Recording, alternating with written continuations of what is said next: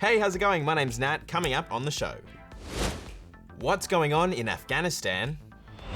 Naomi Osaka sending help to Haiti. And we meet the kid who's walking across England to fight climate change.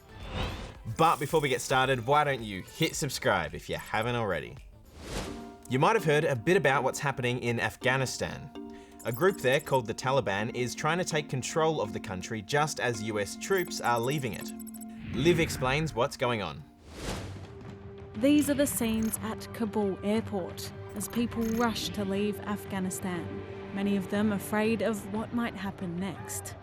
Taliban fighters have seized the presidential palace and taken control of nearly all of the country in just over a week. Devastated. Absolutely devastated about it. It's a terrible situation. The fighting here goes back decades. The US invaded the country back in 2001, believing those responsible for the 9/11 terrorist attacks in New York and Washington were hiding and training there. At the time, Afghanistan was controlled by the Taliban, an extremist Islamic group who tried to control lots of aspects of people's lives, from banning the flying of kites to stopping girls from going to school. The US and its allies, including Australia, fought to remove the Taliban from power.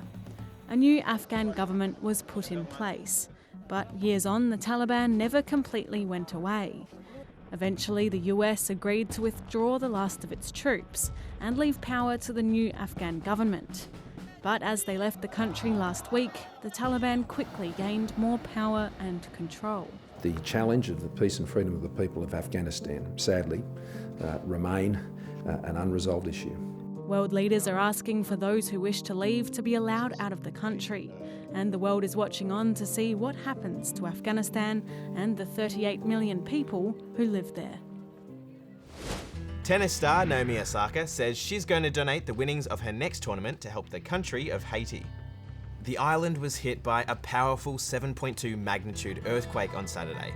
Around 1,300 people have died and thousands more have been injured. Rescuers are still looking for survivors, and neighbouring countries say they're sending help. It's National Science Week, so we're about to meet one of the youngest people in Australia to author a scientific paper. Rohan here lives in Perth and made a really cool discovery while out snorkeling with his dad. Yes, Rohan here loves to snorkel. The ocean is like a whole different world itself.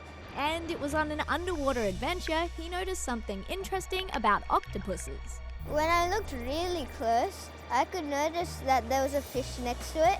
I thought it could be by coincidence, but it wasn't. It was actually following it.